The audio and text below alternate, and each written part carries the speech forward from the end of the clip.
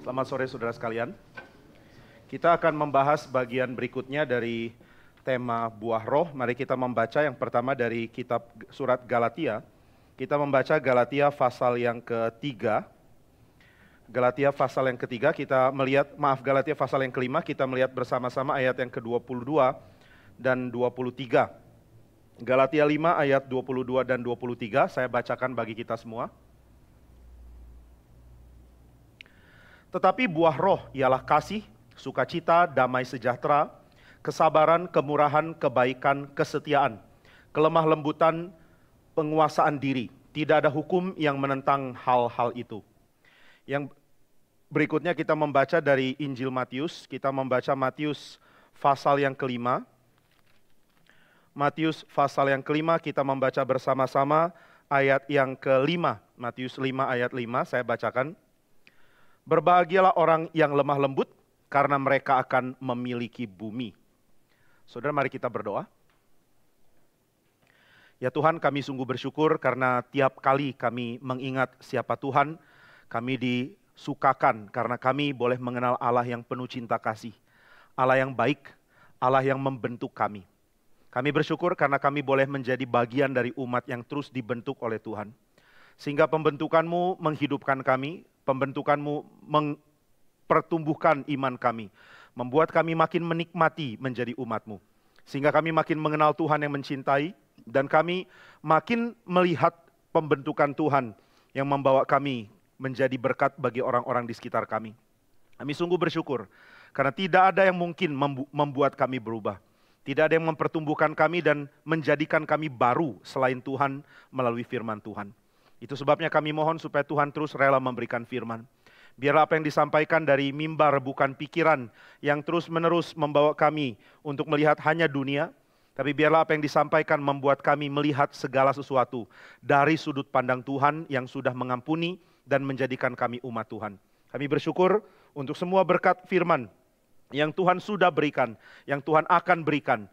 Kiranya Tuhan berkenan membentuk kami dari apa yang sudah pernah kami dengar dan juga dari apa yang kami dengar pada hari ini. Berikanlah firman-Mu ya Tuhan, sehingga di dalam berkat yang Tuhan berikan, kami menikmati dikasihi oleh Allah kami. Dan kami belajar menikmati mengasihi Allah kami. Kiranya Tuhan berkati hamba-Mu dan setiap kami, sehingga kami mendapat anugerah besar dari Tuhan untuk mendengarkan Tuhan berbicara kepada kami. Dalam nama Tuhan Yesus kami berdoa. Amin. Saudara sekalian, kita sudah sampai pada pembahasan yang ke-8 mengenai buah roh. Kita membahas tentang tema yang sangat populer di dalam tradisi Yunani, yang juga ternyata dibahas oleh Paulus, yaitu mengenai kelemah lembutan. Di dalam Galatia pasal yang kelima dikatakan bahwa kelemah lembutan adalah bagian dari buah roh. Ayat 23 menyatakan demikian, kelemah lembutan. Dan ini buah roh yang ditulis di dalam Galatia pasal yang kelima adalah bagian dari lawan atau antitesis dari semua daftar dari kedagingan yang ditulis di dalam Galatia 5 juga. Jadi Paulus menekankan, karena kamu sudah milik Tuhan, maka kamu tidak lagi berbagian di dalam kehidupan lama yang penuh dengan hawa nafsu. Saudara, kalau bandingkan antara buah roh dan juga kehidupan di dalam daging, saudara akan lihat kehidupan di dalam daging selalu berkait dengan melampiaskan sesuatu, mengekspresikan sesuatu yang sebenarnya secara natural ada di dalam kita. Namun ketika kita melihat dari pasal 5, waktu Paulus membahas tentang buah roh, dia berbicara tentang keadaan di mana semua hal yang buruk ditekan dan semua hal yang penuh keindahan mengalir keluar. Jadi saudara, ada perbedaan yang sangat penting yang harus kita lihat di dalam perbedaan antara kedagingan dan buah roh. Siapa hidup dalam kedagingan adalah orang yang melampiaskan apa yang dia miliki. Amarah dilampiaskan, keinginan untuk menjadi populer dilampiaskan, hawa nafsu seksual dilampiaskan, keserakahan dilampiaskan. Sedangkan buah roh itu lain. Buah roh lebih kepada kedamaian di dalam yang dinikmati dari Tuhan, yang mengalir keluar secara indah. Nah, maka meskipun dari daftar buah roh yang Paulus berikan, ada beberapa yang paralel dengan pengertian dari tradisi Yunani. seperti contohnya kelemah lembutan, tetapi Paulus membahas ini bukan dengan cara yang sama dengan pengertian Yunani, karena kita harus melihat paralel dari istilah yang Paulus pakai dengan pengertian orang Yahudi. Paulus adalah pemikir Yahudi, dia tentu tidak sedang membahas pengertian lemah lembut misalnya dari pengertian Yunani. Maka saya mau bahas di dalam khotbah hari ini, kita akan coba bandingkan antara pengertian lemah lembut dari versi Yunani, terutama dari seorang bernama Aristotle, lalu kita akan bandingkan dengan Yahudi di dalam tema perjanjian lama. Ini bagian pertama, lalu bagian berikut dari khotbah ini kita akan melihat dari perbandingan itu, kelimpahan dari konsep lemah lembut versi perjanjian lama, ini digenapi di dalam Kristus. Jadi ini bagian kedua, kita lihat bagaimana ini digenapi di dalam Kristus, lalu bagian ketiga kita akan lihat bagaimana ini berwujud di dalam kita sebagai buah roh yang sudah menjadikan kita satu dengan Kristus. Nah, maka kita akan masuk ke dalam bagian pertama. Di dalam tradisi Yunani ada seorang pemikir bernama Aristotle. Nah, dia membahas satu tema etika namanya golden means, jalan tengah yang emas. Dia misalnya membahas keberanian adalah keseimbangan dari terlalu nekat dengan terlalu takut. Takut itu bukan hikmat, bukan virtue, bukan kebajikan. Terlalu nekat juga bukan kebajikan, bukan virtue. Lalu kebajikan itu apa? Kebajikan adalah yang ada di tengah. Bukan takut, tapi juga bukan nekat. Nah, keseimbangan dari dua hal ini, itu keberanian. Lalu bagaimana dengan pengertian lemah lembut? Saudara, lemah lembut tidak ada kaitan dengan gemulai. Jadi kalau saudara pikir lemah lembut adalah gaya dari seorang perempuan yang sangat halus, baik perangai, perkataan maupun tindakan. Bukan. Lemah lembut dalam pengertian Aristotle adalah keseimbangan dari dua kutub. Kutub yang pertama adalah ketidakberdayaan. Tidak berdaya bukan lemah lembut. Tapi kutub yang berikut adalah beringas. Beringas dan ketidakberdayaan. Saudara punya musuh, saudara sangat galak, beringas, hancurkan dia. Itu bukan virtue, itu bukan kebajikan. Tapi saudara punya musuh, saudara tidak berdaya, saudara tidak tahu mau lakukan apa, saudara ditindas dan membiarkan diri ditindas. Itu bukan kelemah lembutan. Nah, dalam bahasa Yunani pakai kata praus, ini sebenarnya tidak terlalu tepat kalau dikaitkan dengan lemah, ini bukan lemah. Nah, maka kelemah lembutan bukan tidak berdaya, tapi juga bukan beringas. Ada di tengah-tengah. Saudara punya pedang, saudara punya kekuatan, saudara sanggup menghancurkan. Tapi saudara memilih untuk tahan diri, memilih untuk sarungkan pedang, memilih untuk tahan senjata, memilih untuk bersabar. Nah, ini lemah lembut. Saudara tidak lakukan itu karena tidak ada opsi. Nah, jadi ini pengertian yang sering kali kita salah paham. Oh, kalau jadi orang yang lemah lembut, berarti engkau tidak boleh punya pertahanan apapun. Biarkan kamu dihancurkan. Biarkan kamu berikan dirimu. Saudara, tapi kalau kita berikan diri kita tanpa ada kemampuan, itu bukan lemah lembut. Di dalam pengertian Aristotle, engkau punya kemampuan untuk hantam lawan, tapi engkau pilih untuk tahan diri. Lalu mengatakan, saya tidak mau ekspresikan meskipun saya sanggup. Maka saudara, di dalam bijaksana Yunani, selalu akan ada pengekangan diri. Ini bukan keadaan pasrah yang kita miliki karena kita tidak punya opsi. Oh, saya dikalahkan musuh-musuh, ya sudah saya lemah lembut. Bukan, engkau tidak berdaya. Dan tidak berdaya tidak sama dengan lemah lembut. Maka dalam keadaan tidak berdaya, itu bukan lemah lembut. Keadaan beringas karena saya sanggup menaklukkan dan saya hancurkan, itu juga bukan lemah lembut. Sehingga ini bijaksana dari kebajikan, dari tradisi Yunani yang sangat penting. Karena ini berarti saudara bisa memilih untuk menahan diri di dalam keadaan mampu untuk menghancurkan orang lain. Nah, ini dari pengertian Yunani. Apakah ini sesuatu yang penting? Ya. Karena di dalam pengertian Yunani pun ini adalah bijaksana dari wahyu umum Tuhan. Di dalam pengertian dari Yunani pun sudah ada bijaksana yang Tuhan izinkan dipahami. Yaitu siapa bisa menahan diri, dia adalah orang dengan kebajikan yang tinggi. Siapa punya kekuatan untuk mengalahkan niat, untuk menghancurkan niat untuk jadi beringas. Dia adalah orang yang mempunyai pengendalian diri yang baik. Maka apa yang saya miliki tidak dilampiaskan keluar. Saya ingin, tapi karena ada hal yang mengekang saya memutuskan untuk menahan diri dan tidak melakukan apa yang sebenarnya bisa saya lakukan. Saudara, di dalam banyak pengertian dari hikmat perang, seringkali dikatakan bahwa seorang yang punya jiwa prajurit sejati adalah orang yang pilih pertempuran. Dia pilih siapa lawan yang akan dia hancurkan. Dia tidak kemana-mana mengumbar kekuatan. Dia tidak kemana-mana menunjukkan dominasi. Dia penuh dengan penahanan diri, supaya pada waktu dia harus membuat kekuatannya nyata, dia akan lakukan itu di dalam saat yang tepat dan kepada orang yang tepat. Nah, maka kita lihat ini jadi bijaksana yang ada di barat dari tradisi Yunani, di timur di dalam tradisi dari banyak negara. Di dalam budaya-budaya perang, orang akan mengatakan siapa prajurit perang yang sejati. Prajurit perang sejati adalah prajurit yang ketika tidak perang, dia tidak menunjukkan kekuatan. Nah, maka saudara, lemah lembut adalah lawan dari sifat membuli. Lemah lembut adalah lawan dari sifat pamer kekuatan. Saya lebih kuat dari kamu, maka saya bisa sewenang-wenang kepada kamu.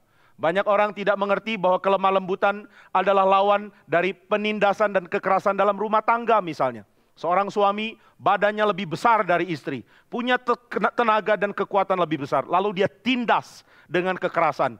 Dia adalah seorang yang ada di dalam jalur lawan dari penahanan atau kelemah lembutan. Lemah lembut adalah lawan kata dari penindasan dan melakukan bully. Nah, ini satu bijaksana yang sangat penting. Sehingga kita tahu bahwa setiap kekuatan yang dimiliki akan disalurkan di dalam keadaan yang tepat. Kita hidup di dalam dunia yang sangat perlu ada kekerasan. Saudara tidak bisa mengatakan, oh kita hidup di dunia yang sudah baik, sehingga saya tidak perlu melakukan apapun, atau negara tidak perlu punya tentara, kita tidak perlu punya kekuatan, kita tidak perlu mengamankan diri. Karena kita orang Kristen, kita orang baik, kita tidak perlu pikirkan bagaimana membuat pertahanan. Nah, itu salah. Karena di dalam hikmat dari tradisi dunia ini, meskipun ini bukan dari Tuhan, tetapi sangat bijaksana. Karena dari respons dari wahyu umum yang Tuhan nyatakan di dalam pertimbangan hati manusia. Orang sudah mulai berpikir bahwa kalau saya tidak punya kekuatan, saya adalah orang yang gagal mempersiapkan diri. Kalau sebuah negara tidak punya angkatan perang, maka itu adalah negara yang gagal untuk mempertahankan diri. Sehingga kekuatan harus ada. Kemampuan untuk menyatakan keadilan secara paksa itu harus ada di dalam diri pemerintah. Sehingga sebuah negara akan jadi baik jika ada kekuatan yang dikekang, kekuatan yang tidak menindas, kekuatan yang tidak brutal, tapi kekuatan yang dengan terukur dipertahankan. Maka saudara, kata praus yang diterjemahkan lemah lembut di dalam pengertian Indonesia selalu berkait dengan perang, penahanan diri, dan bijaksana untuk menggunakan kekuatan. Nah, ini yang penting untuk kita pahami. Sehingga kita tidak menjadi orang yang salah memahami hikmat. Terus berpikir bahwa kalau saya berada dalam keadaan tertindas itu Kristen. Kalau saya berada dalam keadaan terus dianiaya, nah ini adalah keadaan baik. Tidak. Saudara tidak bisa menerapkan kata lemah lembut di dalam pengertian seperti itu. Nah, itu sebabnya ketika kita tahu memilih perang, tahu di mana kita harus menyatakan kekuatan dan ketegasan, maka kita adalah orang yang bijaksana. Jangan tidak berdaya, tapi jangan beringas. Jangan tidak tahu bagaimana membela diri, tetapi jangan dengan ganas menjalankan sesuatu yang keras demi melampiaskan keinginan untuk membalas dendam. Nah, ini pengertian umum dari tradisi Yunani. Lalu bagaimana dengan tradisi perjanjian lama? Adakah pengertian lemah lembut yang mirip dengan apa yang orang Yunani pikirkan di dalam tradisi perjanjian lama? Ada. Salah satu contoh yang paling jelas adalah di dalam diri Raja Daud. Saudara, Raja Daud tentu bukan orang yang tidak tahu bagaimana melakukan tindakan keras. Nah, Daud sebelum dia jadi raja adalah seorang pemimpin militer yang paling disegani. Orang Filistin bikin lagu.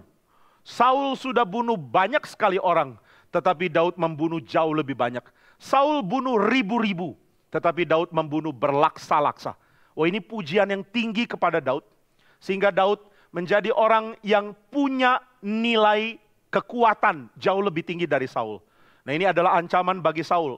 Kalau dia punya kemampuan untuk pimpin militer, lalu lakukan kudeta untuk menghancurkan rumah Saul, House of Saul, dinasti Saul, maka Saul tidak punya harapan jadi raja lagi. Nah, itu sebabnya dia mulai khawatir sama Daud, lalu dia mulai putuskan untuk menindas. Saudara lihat tindakan Daud, dia tidak pakai segala kesempatan untuk balas dendam. Dia tahan dirinya, dia tahu bagaimana pakai pedang, tapi dia putuskan untuk sarungkan pedang. Saudara masih ingat ketika ketika murid Tuhan Yesus mengatakan bahwa untuk ikut Tuhan Yesus kami sudah siapkan pedang. Tuhan Yesus mengatakan cukup. Tuhan tidak bilang buang pedangmu. Tuhan bilang bawa dan cukup. Dan waktu Petrus keluarkan pedang untuk bela Tuhan Yesus mengatakan sarungkan pedangmu. Ada pedang tapi disarungkan. Daud tahu bagaimana menahan diri.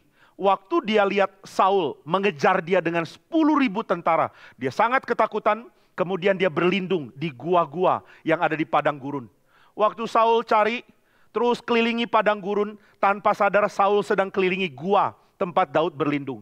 Lalu Tuhan izinkan mengalami gangguan pencernaan. Wah, dia mesti cari toilet.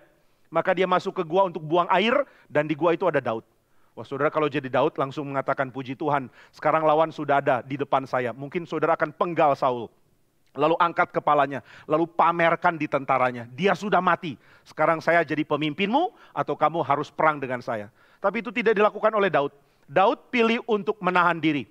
Nah lalu apa bedanya? Orang Yunani mengerti itu? Apakah perjanjian lama persis sama dengan apa yang orang Yunani pahami? Tidak. Di dalam perjanjian lama, Daud menahan diri karena dia tahu bahwa peperangan sejati yang harus dimenangkan adalah peperangannya Tuhan. Nah, ini perbedaan dari Yunani dengan perjanjian lama. Orang Yunani punya bijaksana untuk kekang diri.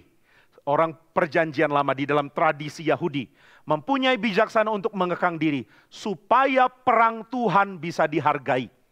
Daud tidak mau bunuh Saul. Lalu alasan yang dia katakan adalah karena ini raja yang diurapi oleh Tuhan. Daud hati-hati. Dia tidak mau gunakan kekerasan dan kekuatannya untuk melawan Tuhan. Jadi dia dengan hati-hati mengatakan, saya tidak mau bunuh orang yang diurapi Tuhan. Karena pengurapan Tuhan ada pada orang ini. Pekerjaan Tuhan yang limpah, yang besar dan yang mulia. Tuhan kerjakan lewat Raja Israel. Jadi kalau tangan saya bunuh Raja Israel, saya celaka. Dan saya tidak mau melawan Tuhan.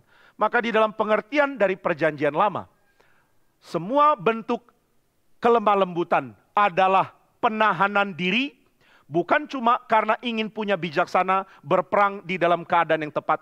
Tapi penahanan diri demi menunjukkan penghargaan untuk Tuhan. Apakah Daud tidak boleh membela diri, menyatakan keadilan lalu berperang lawan Saul? Boleh, tetapi dia memutuskan untuk tunggu Tuhan. Nah ini pengertian lemah lembut di dalam versi perjanjian lama. Di dalam kitab suci, lemah lembut bukan tidak berdaya, tetapi tunggu Tuhan. Saya marah, tapi tunggu Tuhan. Saya berhak menyatakan keadilan, tapi saya mau tunggu Tuhan. Orang ini jahat sama saya. Sekarang kalau saya bertindak, saya sanggup membalaskan segala hal yang saya derita dari orang ini. Tapi saya mau tunggu Tuhan. Nah ini pengertian lemah lembut di dalam pengertian perjanjian lama. Maka Raja Daud selalu tunggu Tuhan. Dia tidak bertindak sebelum Tuhan pimpin.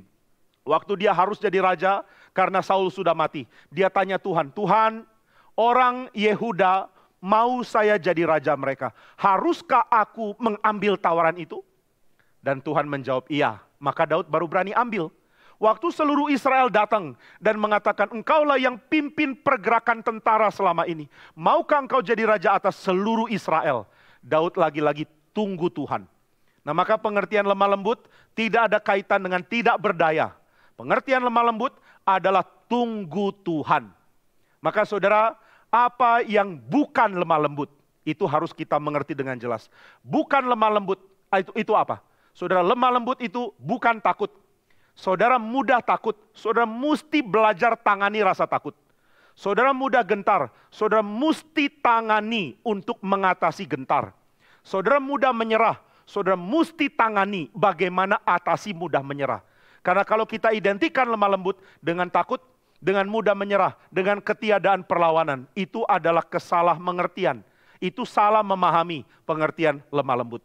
Sehingga ketika dikatakan oleh Tuhan Yesus, berbahagialah engkau yang lemah lembut, ini tidak ada kaitan dengan orang mudah menyerah. Orang yang pasrah, membiarkan kekuatan luar menghancurkan dia. Saudara, kadang-kadang kita melihat kekristenan dengan cara yang salah.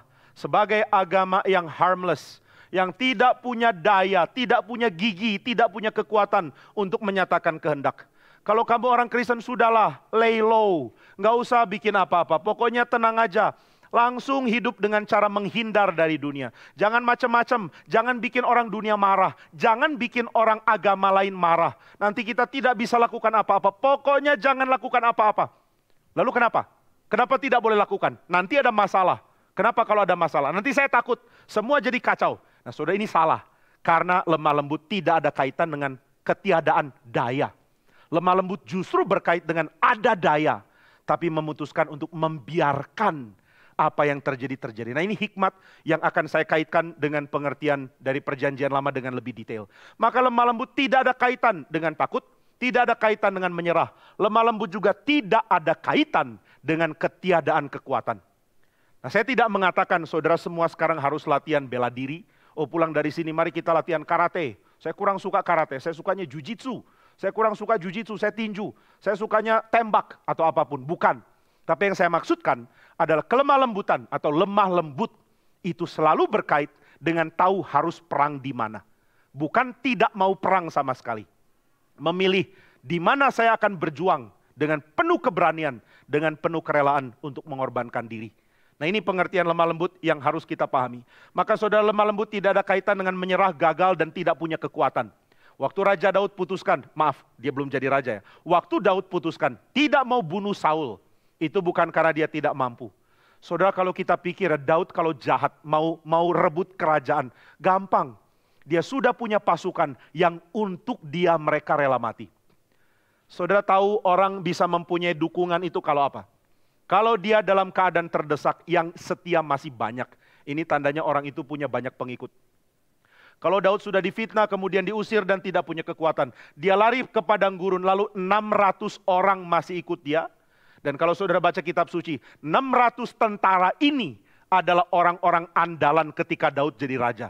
Mereka jadi pasukan, pemimpin pasukan yang sangat ditakuti.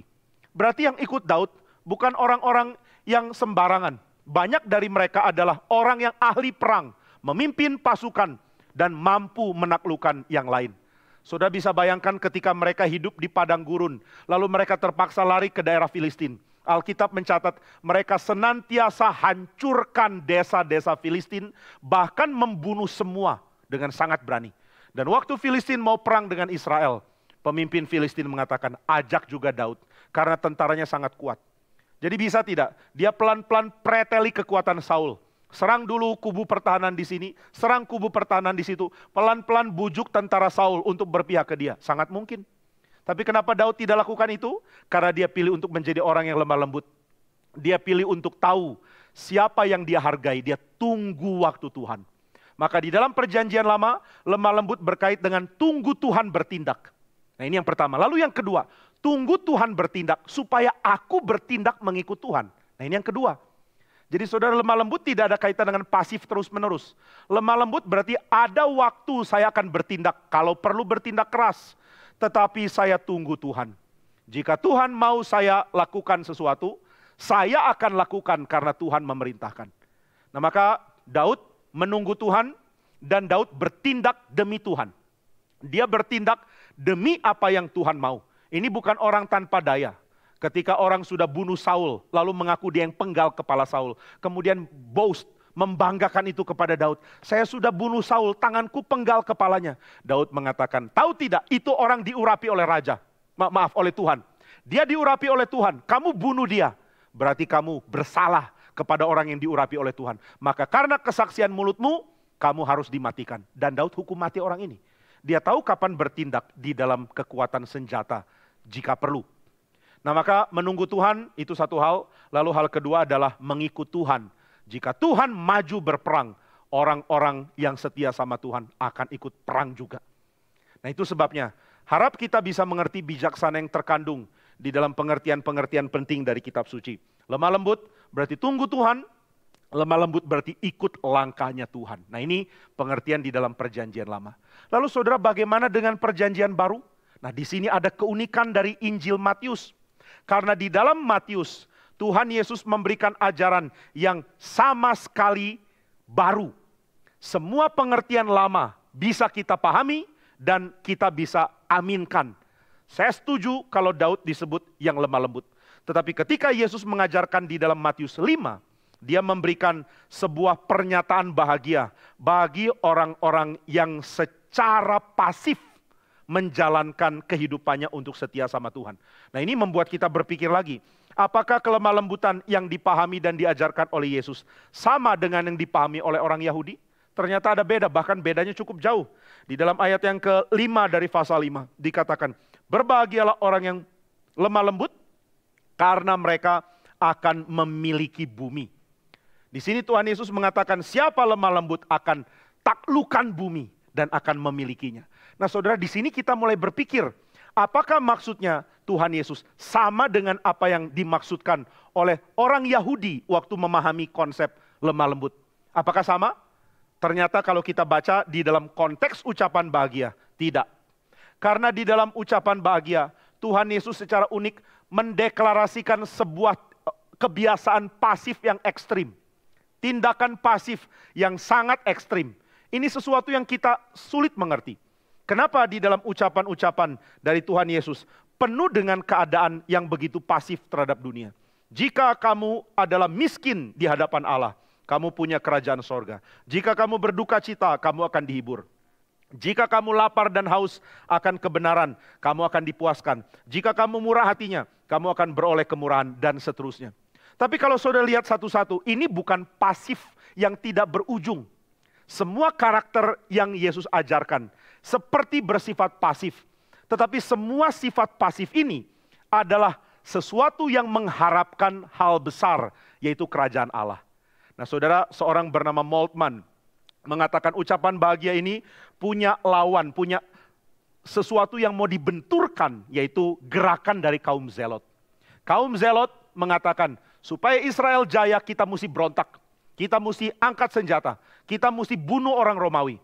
Maka mereka biasa ambil pisau, masukkan ke dalam jubah mereka, lalu jalan-jalan di pasar. Begitu mereka lihat orang Romawi, mereka akan diam-diam tikam, lalu lari menyembunyikan diri di tengah kerumunan pasar. Tiba-tiba satu tentara Romawi sudah jatuh dengan darah kemana-mana. Nah ini cara orang-orang Zelot. Mereka berani untuk melakukan tindakan, menghancurkan kerajaan Roma dengan gerilya dan membunuh tentara Roma diam-diam. Dan gerakan ini sangat populer, dan Moltmann menafsirkan bahwa Matius bukan cuma pemungut cukai. Mungkin sebelum dia jadi pemungut cukai, dulu waktu muda dia adalah seorang yang ikut gerakan ini. Lalu kemudian terpikat dengan kenyamanan dibayar untuk menjadi pemungut cukai. Jadi banyak pengertian di dalam Matius 5-7 adalah kritik Tuhan Yesus terhadap kaum Zelot. Nah kalau kita baca dengan cara itu, maka kita jadi ngerti. Semua perkataan Yesus ada konteks. Dan kita tidak bisa sembarangan menafsirkan. Waktu Yesus mengatakan, jika kamu ditampar satu pipi, berikan pipi yang lain. Ada konteks. Konteksnya apa? Konteksnya adalah tahan penghinaan. Jika kamu dihina, tahan. Jika kamu dirugikan, tahan. Jika orang memeras kamu, tahan. Jika orang menindas kamu, tahan. Loh, ini membingungkan. Apakah ini karakter yang Tuhan mau? Orang Kristen jadi orang pasif dan tidak mau melakukan apa-apa?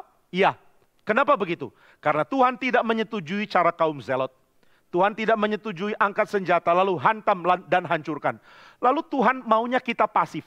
Kalau ada orang jahat kita biarkan. Kalau ada orang kejam kita biarkan. Apakah begitu? Nah saudara, jawaban dari rangkuman dari khotbah di bukit adalah iya, tapi ada tujuan. Bukan iya karena mau pasif. Saya lihat ada orang menindas saya dirugikan. Bolehkah saya ambil tindakan? Yesus mengatakan bertahan di dalam keadaan dirugikan. Kok saya harus bertahan? Ini lain dengan prinsip yang kita pelajari di dalam perjanjian lama. Kenapa saya harus bertahan? Nah saudara perhatikan, Tuhan meminta kita bertahan supaya kita menunjukkan kegigihan untuk melawan semua hal yang berkait dengan penyelewengan kepada Tuhan. Nah ini penting untuk kita pahami. Tuhan Yesus sedang membagikan di dalam khotbah di bukit sebuah dorongan untuk saudara memahami bagaimana menjadi umat Tuhan dengan segala kegenapan, dengan segala keseriusan hati. Itu jauh lebih penting daripada bagaimana saya membela diri di depan orang-orang yang menghancurkan saya. Maka saudara, Tuhan sedang ajar orang Zelot yang punya gairah mau bunuh orang lain, yang mau perang, mau menghancurkan yang lain. Tuhan mengatakan kepada mereka, mari bawa gairahmu itu, zilmu, kegigihanmu untuk menafsirkan kitab dan menjalankannya dalam hidup. Oh, ini jadi satu ajaran yang sangat unik Jadi maksudnya bagaimana Tuhan? Apa yang harus aku lakukan? Yesus mengatakan, jika engkau menemukan perkataan dalam kebiasaan umum dari tradisimu, lakukan ini, saya minta kamu lakukan itu dengan lebih berani lagi. Nah ini yang Tuhan mau ajarkan di dalam Matius 5-7. Jika kamu mendengar perkataan di mana-mana, kasihi sesamamu, bencilah musuhmu. Maka saya mengatakan kepadamu, kasihilah musuhmu dan berdoa bagi mereka. Ini tindakan ekstrim. Waktu Tuhan Yesus mengatakan kepada orang-orang pendengarnya, kamu sudah mendengar perkataan, kamu tidak boleh mengingini. Maka saya mengatakan kepadamu, kalau kamu punya keinginan apa dari matamu, buang, cungkil dan buang. Jika tanganmu menyesatkan, potong dan buang. Ini tindakan ekstrim. Jadi tindakan ekstrim yang Tuhan katakan kepada orang-orang yang terpengaruh ajaran Zelot adalah untuk membelokkan mereka dari ekstrim melawan orang yang jadi musuh. Menjadi ekstrim di dalam menantikan kerajaan Allah. Ekstrim di dalam mengharapkan Tuhan hadir. Nah saudara, maka di dalam khotbah di bukit, salah satu pembeda dari perjanjian lama adalah Kristus menginginkan adanya orang-orang yang punya keberanian untuk hidup dengan cara yang sangat ekstrim. Tetapi bukan dengan cara yang akan dinilai oleh dunia. Punya keberanian, tapi bukan untuk dinilai dunia, melainkan oleh Tuhan. Punya kegigihan, tapi bukan untuk dinilai oleh dunia, melainkan untuk dinilai oleh Tuhan. Punya kenekatan, mungkin bukan nekat kata yang tepat ya. Punya kegairahan untuk berani melakukan sesuatu. Tapi lagi-lagi bukan untuk dilihat oleh dunia, melainkan untuk diamati dan disenangi oleh sorga. Apa yang kita kerjakan dengan sangat tinggi standar dan keberaniannya. Tetapi untuk diamati dan dipahami dan dipuji oleh sorga. Sehingga kita tidak lakukan supaya orang dunia mengatakan kamu benar-benar punya keberanian, punya kekuatan, punya kehebatan. Tapi kita lakukan supaya Tuhan senang dan kerajaannya akan Dia siapkan untuk orang-orang yang menantikannya. Sehingga ketika kita mengatakan, saya mau belajar untuk taat sama Tuhan, maka Tuhan Yesus akan mengatakan, kalau kamu mau taat, kamu harus tahu betapa gigihnya kamu harus mentaati Tuhan dengan cara yang melampaui apa yang kamu biasa lakukan. Oh, saya biasa berdoa Tuhan, sudah cukup? Tuhan mengatakan doa dengan lebih gigih, tapi jangan dilihat orang. Saya sudah belajar mencintai sesamaku, maka Tuhan mengatakan ampunilah musuhmu. Saya sudah belajar untuk menjalankan kehidupan yang penuh kesucian. Tuhan mengatakan, pelihara kesucian hatimu juga. Jika kamu tidak pernah berzina, tapi hatimu menginginkan perempuan lain, kamu sudah berzina dengan dia. Saya tidak pernah membenci orang, saya tidak pernah bunuh orang, kamu tidak pernah bunuh orang. Tapi kalau kamu benci orang, masih sama. Jangan benci orang. Nah maka saudara, di dalam mentaati Taurat, ada keharusan untuk menjadi sangat ngotot, menjadi begitu gigih, tapi bukan dengan cara zelot, bukan dengan cara untuk dilihat oleh dunia. Saudara tidak mendapat apa-apa di dalam pandangan Tuhan ketika saudara melakukan untuk mendapatkan persetujuan dari dunia ini. Nah maka di dalam pengertian lemah lembut pun sama. Lemah lembut itu apa? Di dalam perjanjian lama berarti engkau tahu bagaimana menjalankan yang Tuhan mau. Tuhan duluan, lalu kamu bergiat lakukan selanjutnya. Lalu bagaimana dengan konteksnya Tuhan Yesus? Tuhan meniadakan peperangan sama sekali dari isu lemah lembut. Orang Yunani mengatakan lemah lembut berarti tahu harus perang di mana. Orang Yahudi mengatakan lemah lembut berarti tunggu Tuhan baru ikut perang bersama Tuhan. Tapi Yesus mengatakan lemah lembut tidak dalam konteks perang. Bahkan ketika ada perang pun, di dalam pengertian Yesus, ini perang dalam pengertian orang Zelot ya. Israel sedang perang dengan Romawi. Bahkan dalam keadaan itu pun Tuhan mengatakan kamu tidak boleh berbagian. Waduh, jadi kita harus pasif? Ya. Kita mesti tidak lakukan apa-apa? Iya. Kita tidak boleh punya kekuatan, kalaupun punya bukan untuk dilakukan. Bolehkah aku pilih perang di mana aku harus menunjukkan kekuatan? Tidak ada perang. Lalu saya mesti lakukan apa? Jadi lemah lembut. Lemah lembut itu maksudnya apa? Maksudnya engkau menahan diri untuk tidak menunjukkan kekuatan. Sampai kapan? Sampai seterusnya. Terus sampai kapan? Aku boleh menyatakan pembelaan diri. Di dalam konteks Matius, nggak ada. Nggak ada kesempatan engkau bisa menggunakan kekuatanmu. Loh, terus kalau begitu, bagaimana mungkin kita bisa hidup dengan cara yang adil jika kita membiarkan ketidakadilan terjadi pada kita? Ini sesuatu yang sulit. Seorang bernama Stanley Hauerwas mengatakan waktu dia membaca Injil, dia menyadari bahwa etika yang diterapkan oleh Tuhan Yesus adalah etika yang extremely aktif untuk jadi pasif. secara ekstrim aktif untuk jadi pasif. Senantiasa aktif untuk berdiam diri, aktif untuk pasif. Waduh, ini pengertian sangat sulit ya. Saya aktif ngapain? Aktif mengekang diri, aktif mematikan keinginanku untuk membalas, aktif meniadakan keinginanku untuk menunjukkan kekuatan. Maka saudara, kelemah lembutan di dalam pengertian dari Matius sangat mirip dengan ketidakberdayaan. Loh, jadi kalau begitu lemah lembut artinya tidak berdaya. Sama kok, sama kan? Tidak. Karena lemah lembut dalam pengertian Kristus adalah lemah lembut di dalam kengototan untuk jadi orang yang seperti tidak berdaya. Dengan kesadaran melawan keinginan untuk menunjukkan daya. Berarti lemah lembut adalah sebuah kualitas agung di dalam kerajaan Allah yang mengharapkan Tuhan bertindak dan berjuang dengan aktif untuk mematikan keinginan diri untuk menunjukkan kekuatan. Saudara, kalau kita telusuri lebih lanjut, semua bentuk kelemah lembutan pada akhirnya akan berujung ke salib. Daud bukan contoh yang Yesus mau jadikan teladan di dalam ajarannya. Yesus mau jadikan dirinya teladan di dalam ajarannya. Daud punya kehebatan menahan diri, tapi Daud tetap adalah pemimpin perang yang sangat kuat. Yesus Kristus lain. Di dalam kehidupannya di dunia, dia tidak pernah sekalipun merekrut tentara untuk jadi bodyguard dia. Dia tidak pernah sekalipun bertindak sebagai seorang pemimpin perang. Dia tidak pernah sekalipun bertindak seolah-olah dia mempunyai kekuatan militer. Tetapi kalau saudara sadar siapa dia adalah Sang Kristus yang di dalam perjanjian lama mempunyai para malaikat untuk menundukkan kerajaan demi kerajaan di bawah kakinya. Saudara, kalau baca Mazmur dikatakan Tuhan mengangkat Sang Anak, lalu Tuhan mengatakan kepada bangsa-bangsa, ciumlah kaki dia. Tunduk kepada dia, sujud kepada dia, kalau tidak kamu akan dihancurkan. Saudara, Tuhan menggerakkan bangsa-bangsa untuk tunduk dengan cara apa? Kalau kita lihat dalam tradisi Yahudi, Tuhan mengutus malaikat. Salah satu malaikat yang paling terlibat di dalam politik itu Gabriel. Saudara, ini kepercayaan orang Yahudi yang kita percaya diambil juga dari perjanjian lama. Jadi mereka mempunyai pembagian para malaikat, sebagian ada di Alkitab, sebagian sangat kreatif dan bukan dari perjanjian lama. Jadi mereka mengatakan, malaikat namanya Mikael adalah untuk menjaga sorga dari malaikat-malaikat jahat. Nah, itu tugas Mikael. Jadi tugas Mikael adalah lihat-lihat mana malaikat jahat di sini. Lalu dia tangkap, dia akan lemparkan ke lubang. Atau dia akan lemparkan ke tempat di mana malaikat jahat itu akan dikurung. Di dalam zaman perjanjian lama menurut tradisi Yahudi, ada malaikat-malaikat yang suka lihat perempuan cantik. Termasuk di dalam zaman sebelum air bah. Waktu mereka lihat perempuan cantik, mereka langsung ajak selingkuh perempuan-perempuan itu. Ini perempuan-perempuan sudah punya suami, tapi malaikat jauh lebih ganteng dari suami. Waktu perempuan itu lihat suaminya, waduh, suamiku dulu waktu baru menikah sama saya, 6 pack. Sekarang sudah family pack gitu ya.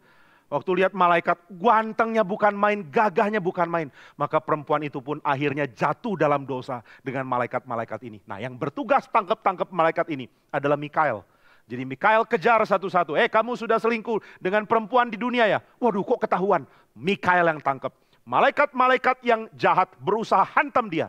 Lalu menurut tradisi Yahudi terjadi perang. Dan Mikael menang atas malaikat ini. Lalu dilempar ke tempat penyimpanan untuk menantikan mereka dihukum. Nah, ini tidak ada di perjanjian lama, tapi di dalam tulisan Wahyu dikatakan hal yang mirip. Saudara, kalau baca Wahyu, ada yang mirip dengan tulisan Yahudi yang bukan dari PL, tapi selalu ditwist untuk kembali ke PL. Nah, itu keunikannya. Di perjanjian baru, terutama kitab Wahyu, Mikael melawan setan untuk lempar dia ke bumi, dan setan dilempar ke bumi, supaya ada tempat bagi tahta Kristus di surga. Jadi saudara lihat Kristus pasif, dia biarkan Mikael yang hancurkan malaikat jahat. Lalu setelah itu dia bertakhta karena kehendak Allah. Maka saudara sekalian, di dalam tradisi perjanjian lama dan di dalam tradisi Yahudi, Gabriel adalah malaikat yang punya satu andil besar untuk bikin pergolakan politik di dalam dunia ini. Dia yang akan gerakkan bangsa bangkit. Dia yang akan berikan kekuatan bangsa-bangsa. Dia juga yang akan melemahkan dan menghancurkan. Dalam kepercayaan orang Yahudi, kadang-kadang Gabriel akan hancurkan bangsa-bangsa pakai pandemi. Nah, jadi kalau pakai Yahudi kepercayaan lama, saya nggak tahu orang Yahudi sekarang masih percaya atau tidak. Pandemi itu salah satu bentuk tindakannya Gabriel. Saya nggak tahu kalau COVID ya. Mungkin Gabriel bilang, COVID nggak level.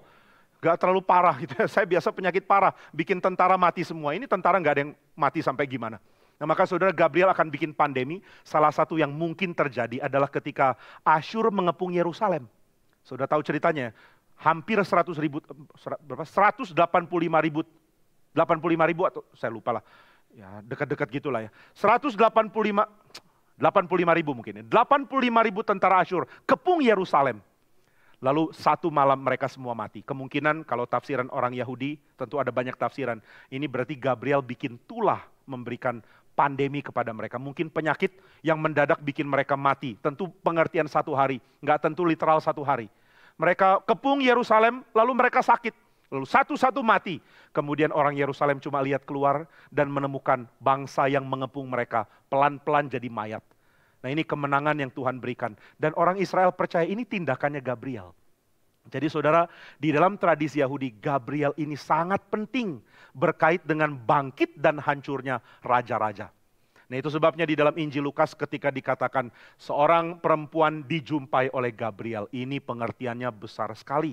Gabriel tidak urusi persekutuan wanita. Jadi nggak mungkin Tuhan suruh Gabriel ke bumi, lalu Gabriel tanya, Tuhan aku ke bumi ngapain? Ngomong dong sama Maria. Hah? Kenapa aku sekarang urusin perempuan ya? Perempuan belum nikah lagi. Enggak.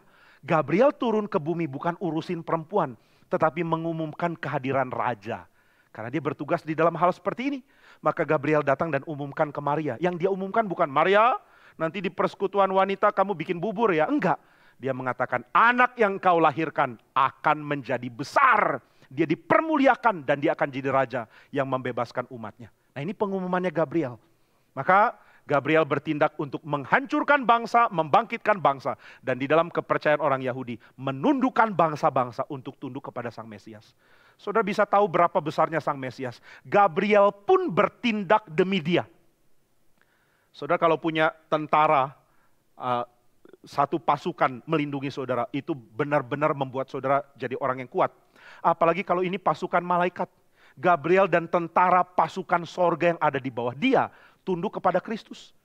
Jadi kalau saudara tanya Mesias itu pemimpin perang atau bukan? Orang Yahudi akan bilang pasti dia pemimpin perang. Dan jangan pikir tentaranya cuma terdiri dari orang-orang di bumi.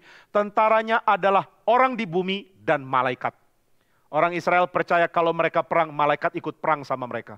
Maka mereka tafsirkan 1 orang kejar 1000.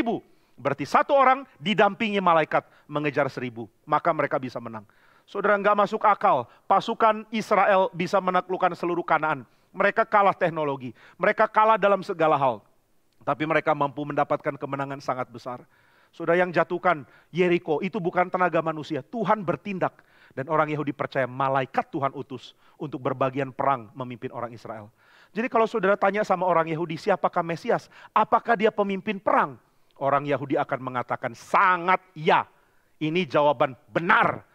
Malaikat tunduk kepada Mesias. Tentara-tentara Israel tunduk kepada Mesias. Dia adalah pemimpin pasukan di sorga dan pasukan di bumi. Dia adalah pemimpin jauh lebih besar daripada Daud. Dia adalah pemimpin yang jauh lebih besar dari siapapun yang pernah hidup di bumi. Dia adalah pemilik pasukan terkuat sepanjang sejarah. Ini yang orang Yahudi percaya. Maka saudara yang mau saya tanya, apakah orang Yahudi salah percaya atau benar? Benar. Yesus memang punya kuasa atas malaikat. Waktu dia akan ditangkap, Petrus mau keluarkan pedang. Lalu Tuhan mengatakan, apa kamu pikir saya tidak bisa panggil legiun malaikat? Apa engkau pikir malaikat-malaikat tidak dalam perintahku untuk bekerja melindungi aku? Iya. Lalu kenapa Tuhan Yesus menahan diri? Kelemah lembutan. Sampai kapan Tuhan? Mau tunggu waktu yang tepat? Tunggu sampai perangnya sudah mulai? Bukan. Tunggu sampai mati. Berarti sampai mati dia tidak bertindak. Sampai mati Yesus pasif. Sampai mati dia tidak pakai kekuatan untuk membela diri. Ini mengherankan sekali. Maka Yesus mengalihkan pandangan tentang lemah lembut dari Daud ke dirinya. Dan saudara akan lihat Yesus jauh lebih ekstrim dari Daud di dalam hal mengekang diri. Daud menahan diri, tapi pada waktu dia harus bertindak secara militer, dia berani bertindak dengan kemenangan besar. Tapi Yesus tidak mau bertindak sama sekali. Dia adalah pemimpin pasukan yang paling besar. Tapi dia memutuskan untuk mengatakan tidak. Saya seumur hidup akan dengan penuh kerelaan menahan diri. Menjadi orang yang jadi berkat bagi yang lain. Dia tidak lakukan apapun untuk bela dirinya sampai dia mati di kayu salib. Lalu dia mati di kayu salib, kemudian dia bangkit, dia bertakhta di sorga. Dan kita percaya dia akan datang untuk menghakimi. Sekarang pertanyaan saya, apakah Yesus akan datang menghakimi orang yang menghancurkan dia? Atau Tuhan Yesus akan menghakimi orang yang menghancurkan orang lain? Yesus tidak menghakimi untuk membalas dendam dirinya. Saudara, kalau baca di dalam kitab suci, tidak ada perkataan, Yesus akan datang kembali kedua kali. Lalu siapa yang pernah menyakiti dia akan dibalas oleh dia. Tidak. Alkitab mengatakan, siapapun yang menikam Yesus akan meratapi kedatangan dia. Yang dimaksud menikam Yesus bukan yang menikam Yesus di kayu salib. Yang dimaksud menikam Yesus adalah yang menyakiti gerejanya. Tuhan datang untuk membela gerejanya, bukan untuk membela dirinya. Nah maka saudara, lemah lembut di dalam pengertian Injil adalah mengalihkan perhatian kita dari Daud tapi ke Kristus. Kelemah lembutan berarti seumur hidup tidak pakai kekuatan. Seumur hidup tidak bertindak untuk membalas. Seumur hidup tidak membela diri. Seumur hidup membiarkan diri seperti ditindas. Dan saudara, kenapa lemah lembut ini penting untuk diajarkan? Karena melakukan ini sangat sulit. Saudara pikir rela ditekan, rela ditindas, rela diperlakukan tidak adil, itu mudah, sangat sulit. Dan justru di dalam Injil Matius, kemenangan sejati dari Kristus adalah karena dia menekan keinginan untuk membela dirinya. Dia membiarkan dirinya ditindas dengan kesakitan. Dia tidak membuka mulutnya. Dia tidak memerintahkan apapun untuk malaikat bertindak membela dia. Nah maka kelemah lembutan di dalam pengertian Injil sangat ekstrim. Bagaimana kita bisa memahami ini? Apakah berarti mulai sekarang kita lupakan segala keadilan? Kita tidak bertindak, kita tidak membela diri? Apakah seperti itu? Apakah kita jadi orang Kristen yang terus-menerus pasif dan membiarkan semua kekuatan luar menindas kita? Apakah seperti itu? Jawaban yang saya mau bagikan adalah saya tidak rasa kita harus concern di dalam hal ini. Saudara dan saya tidak seharusnya berpikir kalau begitu kita mesti terus diam, terus pasif. Bagaimana kita punya kekuatan untuk itu? Tapi yang concern utama adalah bagaimana saudara dan saya tetap memaksa diri untuk tidak melakukan tindakan apapun untuk menunjukkan bahwa kita mau membela diri. Menahan diri untuk tidak membela diri. Ini yang Tuhan mau fokuskan untuk kita latih supaya kita miliki. Jadi saudara kadang-kadang kita pikir terlalu panjang. Kalau saya harus bertindak seperti ini, berarti saya tidak boleh pakai pengadilan kah? Saya tidak boleh menuntut keadilan? Saya tidak boleh mengatakan saya mau bela diri. Saya punya hak untuk bela diri. Apakah seperti itu? Bukan. Yang mau ditekankan adalah kemampuan kita mematikan segala keinginan itu. Maka saudara, yang lebih penting bukan saudara dan saya memikirkan bagaimana orang Kristen harus hidup kalau tidak boleh bertindak untuk membela diri. Tapi yang lebih penting untuk dipikirkan adalah bagaimana keinginan untuk bela diri senantiasa kita matikan. Keinginan untuk menunjukkan saya mampu melakukan sesuatu untuk membela kasus saya, itu senantiasa kita matikan. Nah maka bijaksana yang penting untuk memahami khotbah di bukit adalah saudara dan saya melakukan apa yang perlu untuk mendatangkan kerajaan Allah di dalam bagian kita. Dan Tuhan akan izinkan semua yang harusnya kita miliki akan jadi milik kita. Di sini dikatakan berbahagialah orang yang lemah lembut karena mereka akan memiliki bumi. Sehingga Tuhan sedang mengatakan kamu tidak perlu pikir soal bumi. Aku akan berikan itu kepadamu. Kamu tidak usah pikir tentang keadilanmu. Aku akan berikan itu kepadamu. Lalu bagaimana kita kalau mengalami kesulitan, mengalami keadaan tidak adil? Apa yang harus kita lakukan? Di dalam khotbah di bukit, concern yang Tuhan mau kita miliki adalah melihat apakah diriku sudah cukup kekuatan untuk menjalankan kehendak Tuhan atau tidak. Apakah saya sudah cukup kekuatan untuk mematikan hawa nafsu? Sudah cukup kekuatan untuk menjalankan apa yang Tuhan mau? Sudah cukup kekuatan untuk menjadi umat Tuhan di dalam segala kelimpahannya? Nah ini yang harusnya kita pikirkan. Sehingga saudara tidak menjadi orang yang terus berpikir, waduh kalau saya nanti dirugikan bagaimana? Tapi saudara dialihkan dengan pemikiran, kalau saya mau jadi milik Tuhan, apakah saya sudah dengan sangat gigih melakukan apa yang harus saya lakukan sebagai orang Kristen? Saya sudah tinggalkan dosa. Bagaimana dengan segala kecemaran, hawa nafsu, keinginan untuk berdosa yang saya masih miliki? Bagaimana saya melawan ini semua? Nah ini yang jadi tekanan di dalam pengertian lemah lembut. Lemah lembut bukan berarti saudara tidak punya kekuatan, tapi saudara mengarahkan kekuatan yang saudara miliki untuk menjalankan bagian saudara dalam mendatangkan kerajaan. Semua orang berbagian di dalam peran masing-masing. Dan yang Tuhan mau kita lakukan adalah memberikan konsentrasi sepenuh-penuhnya untuk memastikan bahwa kita adalah orang yang hidup dengan cara yang pantas di hadapan Tuhan. Sehingga inilah pengertian lemah lembut yang kita bisa tafsirkan dari intisari pasal 5 sampai pasal 7. Tuhan tidak mengatakan bahwa kita harus hidup dengan cara yang meniadakan segala keadilan. Tidak. Bolehkah saya menuntut orang bersikap adil kepada saya? Tentu saudara bisa melakukan itu. Tentu saudara boleh bertindak untuk melakukan itu. Tetapi apakah saya melakukan itu dengan cara yang sungguh menginginkan supaya saya bisa hidup dengan setia dan ketat di hadapan Tuhan? Apakah dengan aku menuntut keadilan, aku sedang berpartisipasi untuk membuat hidup saya makin disenangi Tuhan? Saya menjalankan ini untuk apa? Kalau niat saya menjalankan ini adalah untuk kepuasan diri, biar orang tahu siapa saya, maka saya jatuh di dalam dosa yang rusak itu, yaitu keinginan untuk melampiaskan hawa nafsu, menunjukkan siapa saya. Maka saudara, khotbah di bukit menunjukkan betapa besar perang yang harus kita lakukan untuk diri. Mematikan segala keinginan untuk melampiaskan hawa nafsu. Keinginan untuk diakui, keinginan untuk disegani, itu sangat besar. Orang sulit lepas dari hal ini. Kenapa kita beritahukan level pendidikan kita?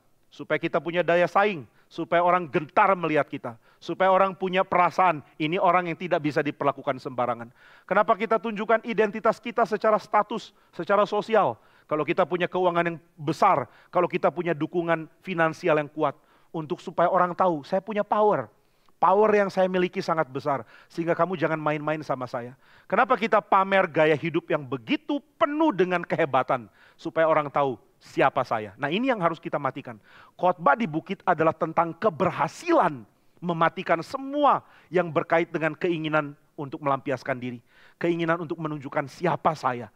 Waktu itu kita matikan, bahagia terbesar kita adalah menantikan kerajaan Tuhan. Saudara akan dipakai Tuhan untuk mengarahkan pandangan kepada hal yang lebih mulia. Saudara boleh pikirkan ya, orang yang terdesak, yang terpinggirkan, yang tertindas, yang teraniaya, tapi yang paling bahagia, itu Kristus. Dia disingkirkan, dia tidak punya apapun, dia dipaku di kayu salib. Namun di atas kayu salib dia menyatakan kalimat yang belum pernah ada orang bisa katakan, yaitu sudah selesai. Dia sudah genapi semua, dia berhasil. Dia berhasil di dalam kerelaan untuk mengekang diri. Dia berhasil di dalam kerelaan untuk mematikan semua yang kita mau lampiaskan. Dia mematikan keinginan untuk berbeda dari Allah. Dia mematikan keinginan untuk menjadi besar. Waktu iblis menggoda dia, dia tolak dengan mengatakan, Tuhan sudah berfirman, manusia harus hidup dari firman. Tuhan sudah berfirman, hanya sembah dia. Tuhan sudah berfirman, jangan mencobai Tuhan Allahmu. Semua Tuhan Yesus pakai. Semua perkataan untuk umat biasa, Yesus pakai untuk membela supaya iblis tidak menghancurkan dia. Iblis menggoda dia dan dia mengatakan, sudah ada firman. Firman yang untuk orang biasa. Saudara, harusnya Yesus mengutip firman untuk anak Allah dong ya. Kalau engkau anak Allah, rubahlah batu jadi roti. Lalu Yesus mengatakan, ada juga tulisan, anak Allah akan menaklukkan setan, yaitu kamu. Kamu akan saya taklukkan. Nah ini, bukankah Yesus bisa lakukan itu? Tapi dia pilih firman untuk Israel, untuk orang biasa. Dia menyamakan dirinya dengan rakyat Israel biasa. Dia adalah raja, tapi dia letakkan diri sama seperti orang Israel yang lain. Maka saudara sekalian, kelemah lembutan sebenarnya adalah tema penting, karena kelemah lembutan membuat kita belajar untuk menyerupai Kristus. Menyerupai dia dengan bergumul untuk menjadi sama dengan dia. Apa yang Yesus miliki, yang kita bisa pelajari di dalam lemah lembut? Yang pertama, dia meninggalkan semua kejayaan demi jadi sama dengan umat. Dia tidak meninggalkan surga dan juga meninggalkan semua kemegahannya hanya untuk datang dengan tanpa tujuan. Dia datang ke dalam dunia untuk menjadi satu dengan umat Tuhan. Jadi satu caranya bagaimana? Caranya dia harus melepaskan segala kemuliaan surgawi.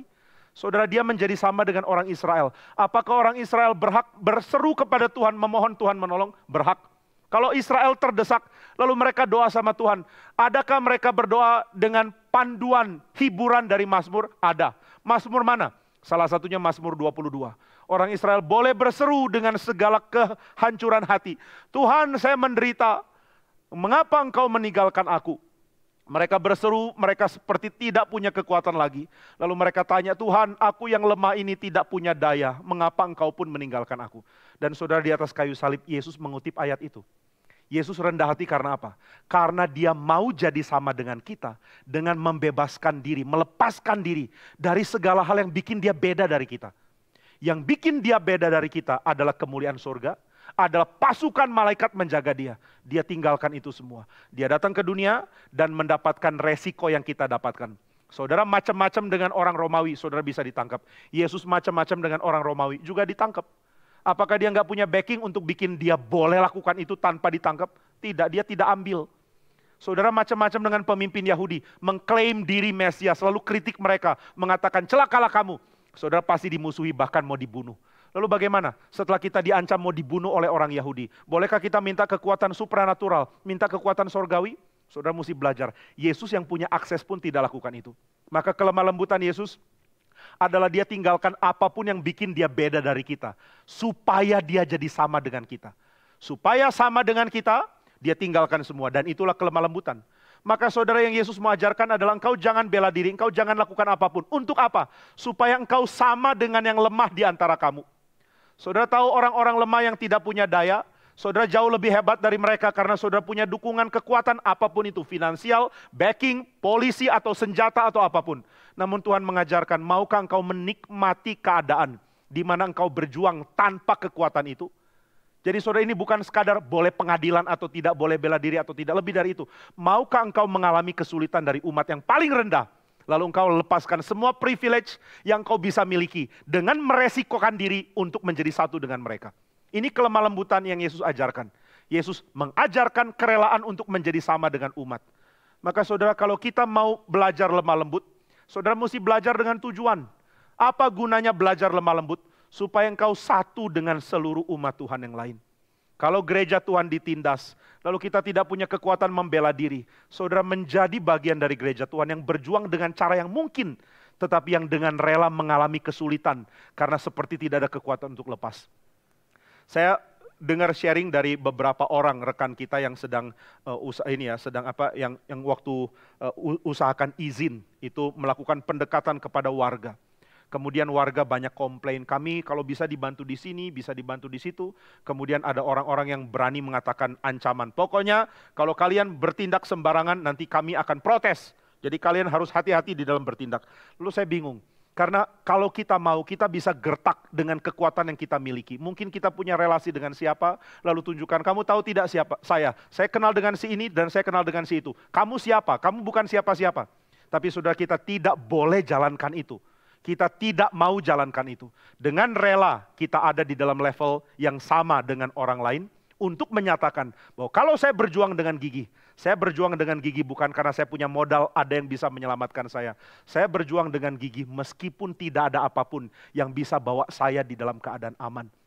Maka saudara, ketika orang Kristen hidup di dunia ini di abad pertama, abad kedua, abad ketiga, mereka ditindas dan dianiaya dan mereka mengatakan kami punya Tuhan yang kami serahkan semua penghakiman kepada dia. Engkau mau apakan kami, silakan. Kami tidak punya kekuatan membela. Kami tidak bisa bayar pengacara yang kuat untuk tolong kami. Kami tidak bisa bayar tentara untuk jaga kami. Kami begitu lemah seperti domba yang siap diterkam oleh serigala. Tetapi ketahuilah satu hal, kami tidak akan mundur. Nah, ini yang dimiliki oleh orang Kristen di awal. Karena ini yang dimiliki Yesus. Yesus menyatakan kerelaan untuk mati di kayu salib dan dia tidak akan mundur meskipun dia tidak punya dukungan apapun. Jika dia dihakimi oleh manusia, akankah malaikat membela? Tidak, karena dia sudah melepas hak istimewa itu. Dia mau jadi sama dengan kita. Dia meresikokan diri untuk hancur, tapi dia menolak untuk menyerah supaya kerajaan Tuhan hadir. Nah, maka saudara, pengertian belajar dari Kristus, meneladani dia di dalam kelemah lembutan, ini yang Paulus miliki di dalam pengertian buah roh. Apa itu buah roh? Ada 9 hal dari satu buah. Lalu salah satu yang ke-8 adalah lemah lembut. Lemah lembut ini lawan dari apa? Lemah lembut adalah lawan dari kedagingan, hawa nafsu. Menunjukkan berapa kuatnya saya. Engkau mau coba melawan saya, engkau akan kena hancur karena saya jauh lebih kuat dari kamu. Tapi Paulus akan mengatakan orang Kristen selalu ngotot meskipun kita tahu kita akan dihancurkan oleh orang lain. Orang Kristen punya kengototan untuk menjalankan apa yang Tuhan mau, meskipun dia tahu dia tidak punya kekuatan untuk melawan. Maka Kristus menjadi teladan, menjalankan apa yang Tuhan mau dengan kerelaan untuk menjadi lemah. Nah, maka saudara, lemah lembut kita atau lemah lembut pengertian Paulus lain dengan Yunani. Yunani mengatakan jangan brutal, tapi jangan tidak bertindak. Jangan brutal, tapi jangan lemah. Miliki kekuatan, tapi putuskan untuk tidak lakukan. Miliki kemungkinan untuk melawan, tapi putuskan tidak. Nah ini kan jadi tema yang ada di dalam tradisi film bela diri juga ya. Orang belajar mampu hancurkan 10, 100 orang bahkan. Dengan tangan kosong bisa kalahkan 50 orang, tapi memilih untuk tenang. Tapi kalau saya mau, saya bisa hancurkan. Nah kekristenan lain, saya tetap ngotot lawan 100 orang, meskipun lawan 1 orang pun saya kalah. Oh, keterlaluan, kamu kok nekat? Ya habis gimana, nggak ada pilihan untuk nggak nekat. Tuhan mau saya melakukan ini. Maka saudara, orang Kristen justru punya kelemah lembutan di dalam kengototan menjalankan apa yang benar, meskipun tidak ada apapun yang bisa backing dia. Nah saudara, saya tidak mau kita langsung mempunyai konsep ideal, oh gini ya kekristenan, oke mulai sekarang saya rela mati bagi Tuhan. Bukan, tapi saya mau kita menjadi orang yang pelan-pelan bertumbuh di dalam kesadaran bahwa kekristenan menawarkan hak istimewa yang sangat indah. Yaitu Tuhan akan bertindak untuk seluruh umat, keadilan yang Tuhan mau berikan, pembelaan yang Tuhan akan lakukan, itu semua ada di Dia. Maka saudara, kita sebenarnya sedang belajar untuk menyerahkan penghakiman ke tangan Tuhan. Kita belajar untuk menyerahkan ke Tuhan. Kita sedang belajar untuk menganggap Tuhan itu real. Keadilan Dia real. Kita tidak anggap Dia mitos. Orang sulit percaya Tuhan jika kita anggap Dia mitos. Oh saya percaya Tuhan ada, tapi saya tidak percaya Dia akan bela kasus saya. Kalau saya orang yang dilanggar, saya harus punya gigi untuk membela diri. Karena kalau Tuhan yang saya serahkan untuk bela kasus saya, Dia pasti nggak bertindak. Nah ini berarti kita nggak punya iman. Kita sedang belajar beriman, mengatakan bahwa jika Tuhan adalah Allah yang adil, maka kalau saya bertindak tidak adil, celakalah saya. Mengenai saya diperlakukan tidak adil, itu urusan Dia. Nah ini yang harusnya jadi kegigihan kita. Itu sebabnya khotbah di bukit lebih concern, apakah saya adil atau tidak, ketimbang apakah saya diperlakukan tidak adil atau tidak. Sudahkah saya jalankan apa yang Tuhan mau? Kalau Tuhan membenci ketidakadilan, jangan-jangan saya lakukan ketidakadilan. Adakah tindakanku yang Tuhan marah? Adakah tindakanku yang bikin Tuhan benci? Ini yang jadi concern. Sehingga kita akan menyerahkan ke Tuhan dan mengatakan, Tuhan, harap apa yang aku perjuangkan untuk jalankan diperkenan oleh Tuhan. Dan kematian Kristus membuat kita tahu perkenanan Tuhan terhadap kita, kita miliki karena Tuhan diberikan Kristus sebagai pemuas dari tuntutan Dia akan kebenaran. Tuhan mau kita hidup benar dan Kristus yang jalani itu. Di dalam kehidupan Kristus, Allah Bapa memiliki seluruh kesempurnaan untuk kebaikan. Sehingga saudara dan saya bisa bertindak baik, mengejar hidup yang diperkenan Tuhan. Tanpa takut kita akan dibuang oleh Dia. Kita mempunyai kepastian itu. Kita mempunyai kepastian bahwa hidup kita diperkenan oleh Tuhan karena Kristus. Maka dengan rela kita menyerahkan semua kepada Tuhan. Saya mau hidup untuk menyenangkan hati Tuhan. Meskipun tidak ada ancaman dari Tuhan untuk buang saya. Dan ini yang membuat kita penuh dengan sukacita. Kita tidak lagi bergumul seperti yang dijalankan oleh orang-orang yang berusaha taati Tuhan. Kita berusaha taati Tuhan, tapi kita lakukan itu dengan satu kesadaran bahwa kesempurnaan dari Kristus sudah kita miliki. Saudara menjadi orang yang mengerjakan hidup saudara dengan kesadaran bahwa saudara sudah sampai di dalam keadaan menyenangkan hati Tuhan. Oh saudara, ini bikin bahagia. Maka buah roh itu penuh dengan sukacita seperti dikatakan. Damai sejahtera. Saudara berlatih untuk sabar bukan karena saudara punya kekuatan sabar, tapi karena saudara didorong oleh sukacita. Demikian juga kelemah lembutan. Lemah lembut adalah bagian dari buah roh. Dan buah roh dimiliki karena saudara sudah milik Kristus. Di dalam Tuhan saya sudah diperkenan oleh Dia. Maka saudara tidak lagi berjuang untuk diri, bukan karena saudara berusaha mengekang diri. Pokoknya kalau saya dilanggar, saya tidak mau lakukan apa-apa. Kenapa? Karena saya mau bertahan untuk setia sama Tuhan. Bukan. Sekarang saudara dan saya tidak memilih untuk bela diri. Karena terlalu banyak hal menyenangkan yang Tuhan sudah berikan di dalam kesempurnaan pekerjaan Kristus. Nah inilah yang Paulus mau ajarkan tentang buah roh. Saudara kalau disakiti orang, kenapa saudara tidak mau balas orang itu? Karena saudara punya kesenangan begitu banyak. Sakit hati yang diberikan itu bukan masalah. Saya sudah punya begitu banyak bahagia, kenapa saya harus diganggu dengan hal kecil ini? Nah ini sukacita dari lemah lembut yang dimiliki dari buah roh. Kalau bukan dari buah roh, saudara mati-matian tahan diri. Orang menyakiti saudara lalu saudara ingat, saya nggak boleh melawan. Saya harus biarkan diri saya disakiti, biarkan diri saya dihancurkan. Kok sulit ya? Nah kenapa sulit? Karena saudara belum melihat keindahan diterima oleh Tuhan. Saudara, saya coba berikan satu perbandingan. Dan perbandingannya saya pakai contoh arloji. Saudara bilang lagi-lagi arloji. Umpama saudara, saya sangat ingin sekali punya sebuah arloji yang sangat bagus. Dari Jerman misalnya. Ada arloji namanya A. Lange und Söhne. Ini arloji yang unik sekali. Setiap arloji dibikin oleh orang yang beda. Kalau saudara bawa arloji itu ke ke Glashütte, tempat ini dibuat, maka orang yang bikin itu akan muncul dan bilang, itu saya yang bikin loh. Dan orang itu akan pakai puluhan bulan untuk bikin satu. Jadi bayangkan seluruh hidup dia, seluruh karir dia dedikasikan untuk jam yang saudara bikin. Nah, maka bagi saya jam-jam dari mereka itu sangat personal. Karena dibuat dengan segala niat dan juga keahlian dari watchmaker yang paling baik. Maka harganya pun mahal. Nah, umpama saya dapat satu. Misalnya Pak Hans memberi ke saya. Harganya murah, jadi Pak Hans boleh pertimbangkan ini untuk ulang tahun saya yang berikut. Mungkin cuma sekitar ya $70.000 lah. Itu bukan harga yang mahal. Lalu dia berikan satu ke saya. Saking senangnya saya bersuka cita. Waduh, saya dapat arloji impian ini. Saya sangat senang, saya goyangkan tangan saya, lalu jam di tangan saya lepas. Jamnya adalah jam, merek apa ya? Casio, contohnya. Saya nggak menghina Casio, tapi ya menghina dikit mungkin. Jam Casio yang sudah mau rusak, lalu saya sangat senang, jamnya terlepas, kemudian jatuh. Sudah jatuh, ada orang lihat jam jatuh, bukannya diambil, dia injak. Oh ini jamnya Pak Jimmy ya? Iya. Prak diinjak. Inilah bukti saya membenci engkau. Untuk menunjukkan kebencianku kepadamu. Saya injak jammu. Lalu hancur. Kemudian saya lihat jamku hancur. Lalu saya lihat alange unzone di tangan saya. Apakah saya akan marah sama orang itu? Saya akan mengatakan, oh ya udah tolong sapu ya sekalian ya. Saya sudah terlalu senang sama jam ini. Nah ini kelemah lembutan versi buah roh. Saudara menjadi orang yang sangat lega sekarang. Saudara disakiti lalu saudara mengatakan, saya nggak mau balas dendam. Kenapa nggak mau balas dendam? Saya sibuk. Sibuk apa? Sibuk menikmati Tuhan.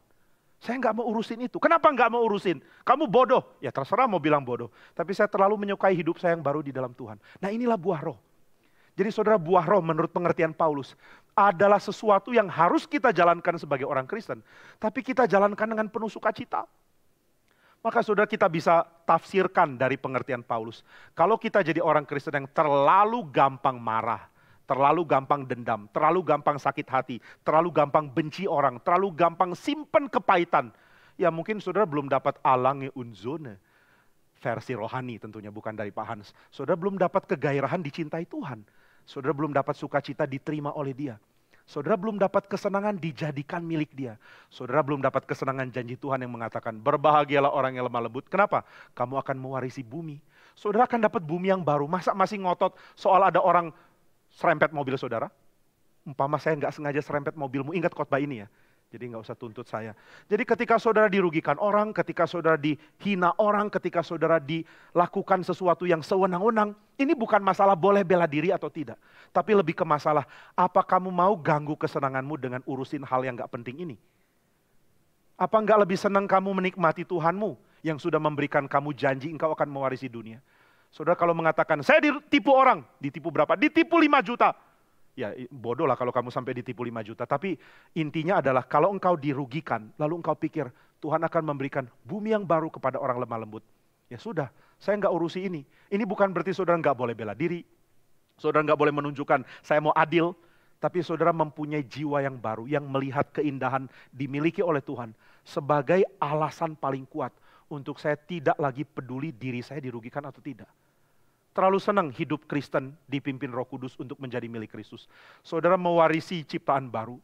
Di dalam Kristus engkau adalah ciptaan baru. Apalagi yang mau kita kejar? Saudara, orang yang gampang marah, gampang dendam, gampang sakit hati, gampang pahit. Itu harus dikasihani. Karena dia belum punya apapun yang membuat dia bahagia. Segala kebahagiaan hilang, maka dia akan kejar mati-matian kebahagiaan kecil yang dia miliki. Sehingga kalau kebahagiaan kecil itu diganggu, dia mati-matian kejar dan bela. Kasihan loh. Kita sangat kasihan lihat orang yang punya keadaan makanan sangat terbatas. Sehingga kalau ada makanan diambil dia bisa marah. Dia nggak punya makanan lagi. Kalau ada orang sukacitanya diambil karena dirinya dirugikan lalu dia marah. Kita kasihan sama orang itu. Kenapa kasihan? Karena dia tidak punya kesenangan dimiliki oleh Roh Kudus. Dia tidak punya kesenangan dimiliki oleh Tuhan. Dan ini yang harus kita jadikan koreksi ke diri. Bagaimana dengan saya ya? Apakah saya punya kesenangan dari Tuhan yang membuat saya tidak lagi mengukur kekuatan untuk menunjukkan ke orang. Tidak lagi melampiaskan kemampuan untuk balas karena orang merugikan saya. Di dalam Tuhan ada sukacita yang besar dan keinginan Tuhan adalah untuk kita menikmati sukacita dan janjinya dengan cara yang tidak diganggu oleh apapun yang berkait dengan dosa. Maka tinggalkan hawa nafsu dan nikmati buah roh dari Roh Kudus yang sudah menjadikan kita milik Kristus. Kiranya Tuhan membimbing kita menikmati keindahan menjadi orang yang lemah lembut di dalam Roh Kudus. Mari kita berdoa. Bapa di surga, kami sungguh bersyukur karena kami yang tidak punya apa-apa diberikan segalanya oleh Tuhan. Kami mengingat Kristus yang rela mati di atas kayu salib.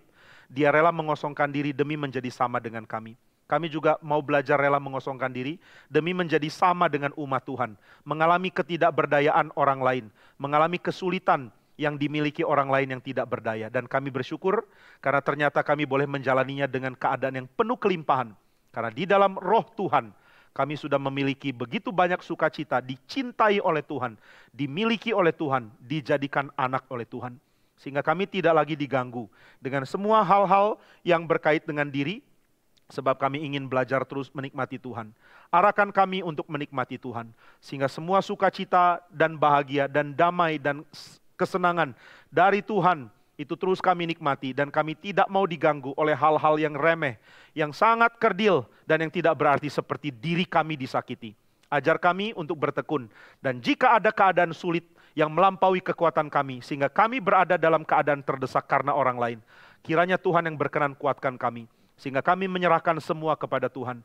Jika ada hal yang menyakitkan dan yang pahit karena orang yang kejam menindas kami, biar kami serahkan ke Tuhan. Tapi Tuhan tolong supaya kami tidak menjadi orang yang memperlakukan orang lain dengan kejam, dengan tidak adil, dengan keadaan yang jahat. Kami mohon supaya kami dijaga oleh Tuhan, sehingga kami tidak sama dengan orang-orang yang penuh hawa nafsu, melakukan hidup dengan cara yang merugikan orang lain. Kiranya Tuhan tolong kami tidak jadi orang serakah, tidak jadi orang kejam, tidak jadi orang menipu, tidak jadi orang yang melampiaskan hawa nafsu. Ajar kami untuk menikmati hidup di dalam Roh-Mu dan menikmati buah dari Roh Kudus yang kami boleh rasakan. Dalam nama Tuhan Yesus kami berdoa. Amin.